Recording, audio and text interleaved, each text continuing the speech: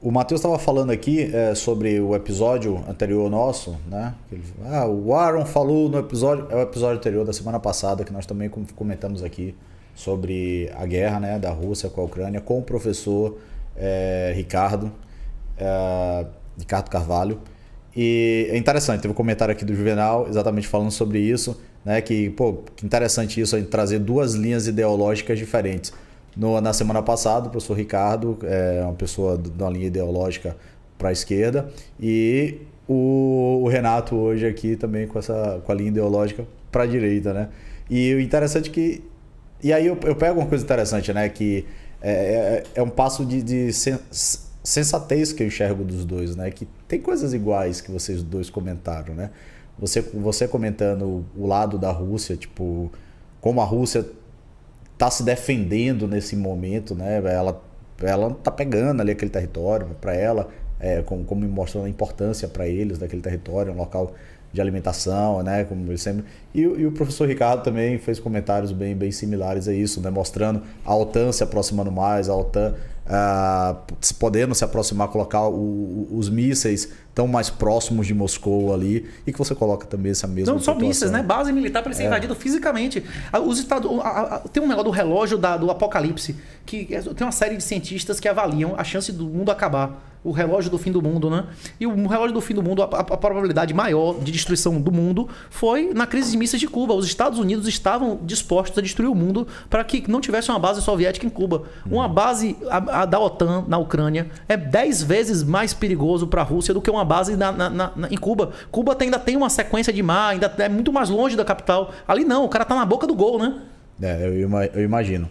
Então assim, gente, quem ficou curioso para querer ver o episódio, quando acabar isso, agora não, hein? Vai lá, entra na nossa página e entra na nossa página, procura o vídeo lá, e se não é inscrito no canal, se inscreva, porque toda semana tem coisa boa vindo aqui, pelo menos 2 episódios por semana rolando aqui, coisa bacana.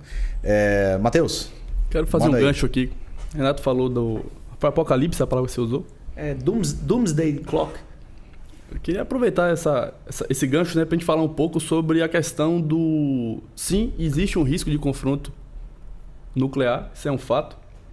Não tem como fugir disso. É uma coisa que era muito mais real na época, né? Século passado, com a crise dos mísseis, tudo isso. Tem aquela frase muito famosa, que eu não lembro qual autor, né? Eu não sei como vai ser a Terceira Guerra Mundial, mas eu sei que a quarta será com paus e pedras, né? Tem essa frase. E dentro desse assunto, tem um tópico que eu acho bem legal, porque... Assim, uma coisa mais pessoal, né? Quando eu conheci o Aaron tinha alguns temas, algumas áreas de interesse que eu, como muita gente também, não conhece, não liga, acha que é besteira, que tem a ver com sobrevivencialismo, né? Sei que você também gosta desse assunto. E esse tipo de tema, que por muitas vezes é assim totalmente esquecido, é deixado assim, algo de gente maluca, entre aspas, né? De repente você tem uma pandemia, de repente você tem novamente aí um risco de um confronto militar, um confronto nuclear.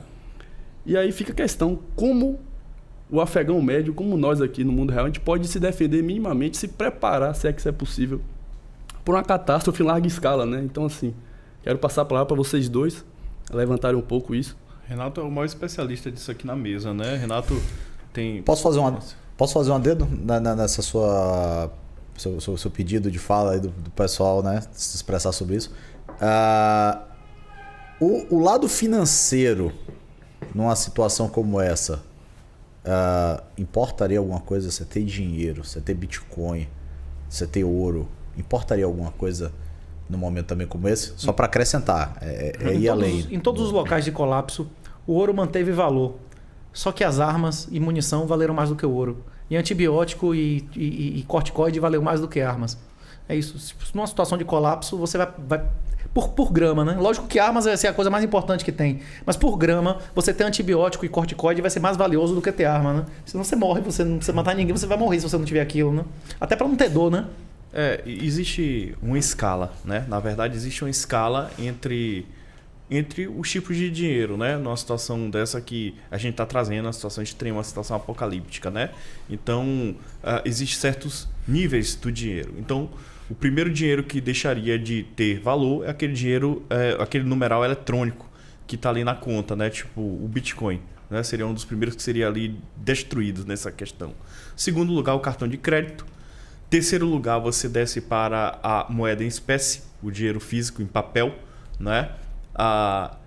Em quarto lugar, você já vai descendo aí já para a questão dos metais preciosos, né? De troca.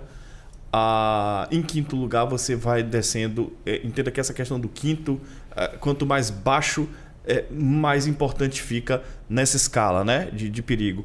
Em quinto lugar, você já começa a descer para as commodities, né, que seria ali 1 quilo de arroz, 1 quilo de sal, 1 quilo de feijão, 1 litro de água, né, esse tipo de commodity. Como o Renato citou aí, ferramentas, né, armas, munições, né, então remédios.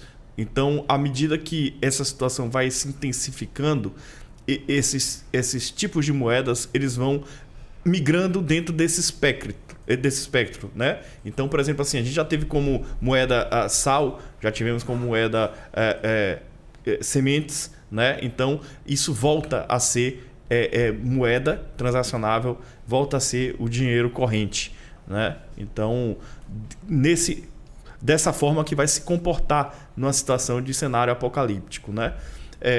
E a melhor coisa que a pessoa tem que fazer nesse tipo de cenário é estar diversificado em todos os seus ativos, não só localmente como globalmente, né? Estar diversificado globalmente, né? Estar com posições em ouro, né? A gente, graças a Deus, tem boas posições lá no escritório dos clientes e tem dado uma boa valorização. A gente sempre manteve, inclusive nosso nome leva isso, né? Padrão ouro, Gold Standard, que é ter essa solidez, né?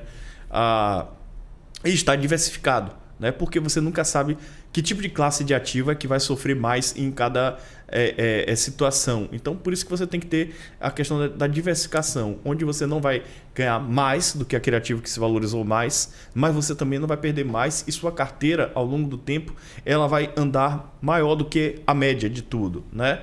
Então, é importante ter essa diversificação bem dinâmica, não só por classe de ativo, mas como por países também, né? Nessa situação aí. Permite que, Renato, só um comentário rapidamente. Uma coisa que eu percebo, principalmente nas redes sociais, né, é que quando acontece algum fato desse, um risco realmente, né, uma guerra, algo do tipo, eu vejo geralmente 2 tipos de coisas acontecendo.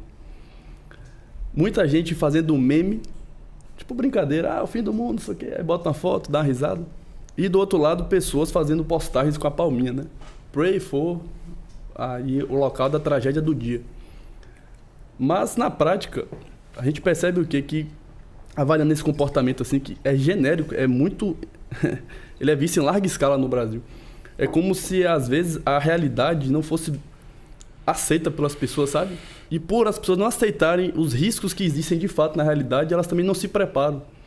Então eu confesso, Matheus Savarato, quando eu cheguei no escritório eu conheci Aron, e Aron comentava, o próprio Renato, nas conversas pessoais, né? Quando falava em certos temas de sobrevivencialismo, como você se preparar para um problema de falta de água, falta de comida, algo biológico, né? Eu dava risada. Porque era uma coisa muito teórica, muito distante, muito abstrata, né? Só que depois da pandemia e agora com uma invasão dessa natureza, né? Essas coisas voltam à mesa.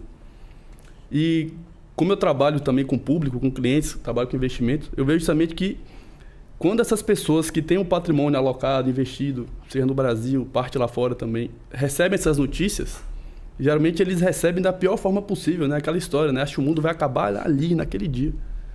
E também tem que ter muita frieza, muita solidez, muita maturidade de estar do lado de cá para ser um assessor, um advisor, né, Aron? Justamente para não falar aquela frase, né? Senta que o leão é manso, né? Finge que a realidade não existe. Não, longe disso, mas espera aí, vamos sentar, vamos trabalhar, vamos se preparar com o que a gente pode. Ninguém pode controlar a realidade aqui, mas a gente pode fazer o que for possível da melhor forma, né? E aí que entra justamente a importância de um assessor financeiro, de um advogado, de um contador. Esses profissionais, um médico, esses profissionais que têm um conhecimento muito especializado, que são capazes de dar aquele caminho, né? Então, por exemplo, a gente estava falando ali sobre a questão de um eventual inverno nuclear, que é outro tópico relevante, acho que tem que tratar aqui hoje. Inverno nuclear, vocês vão falar melhor do que eu, tem muito a ver com as consequências de uma explosão de uma arma nuclear em larga escala, seria isso, né?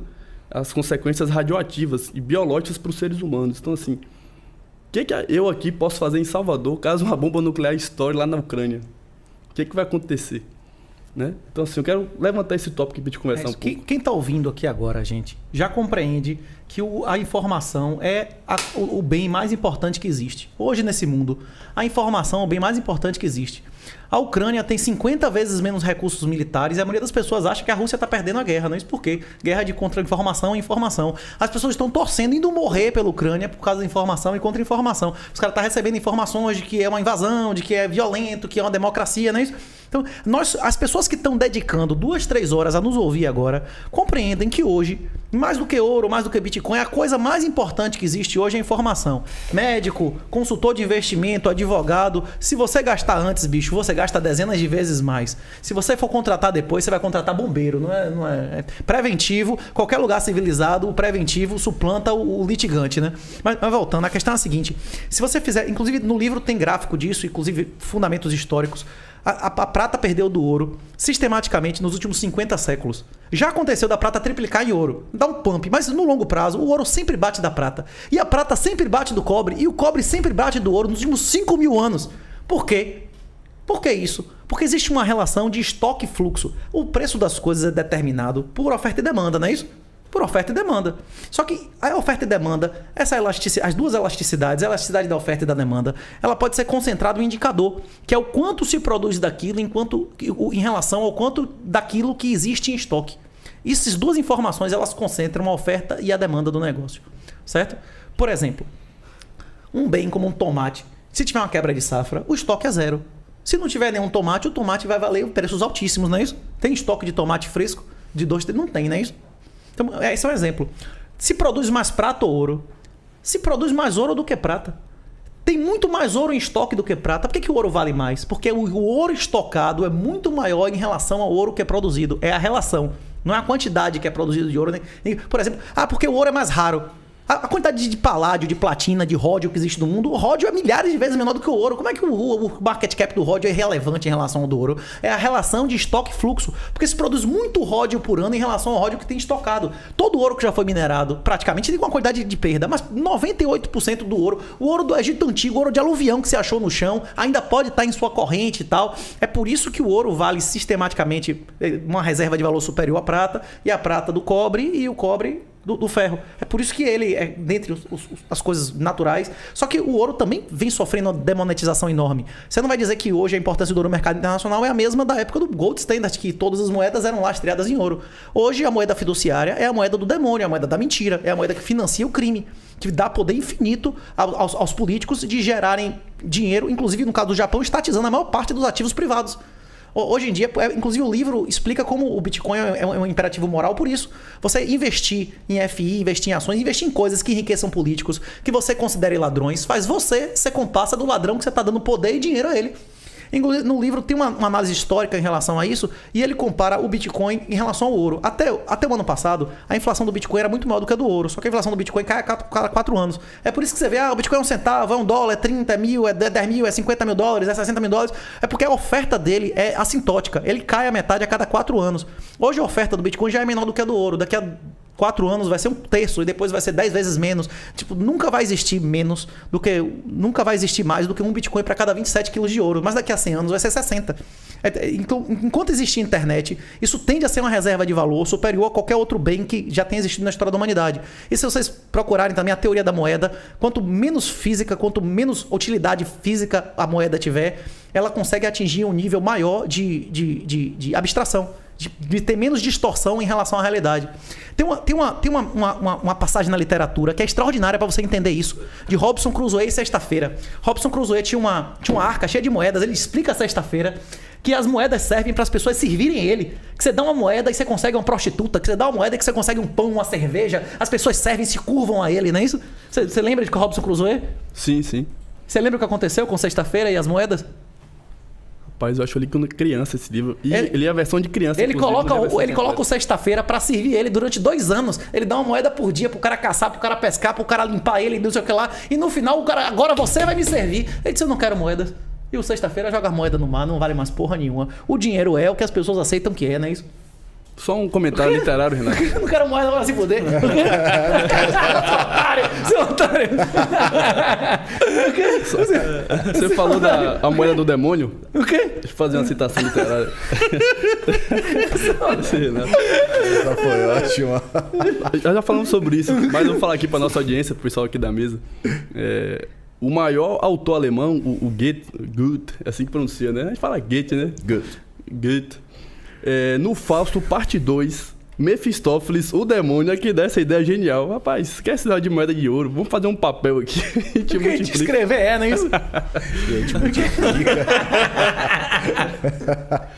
Sensacional, velho.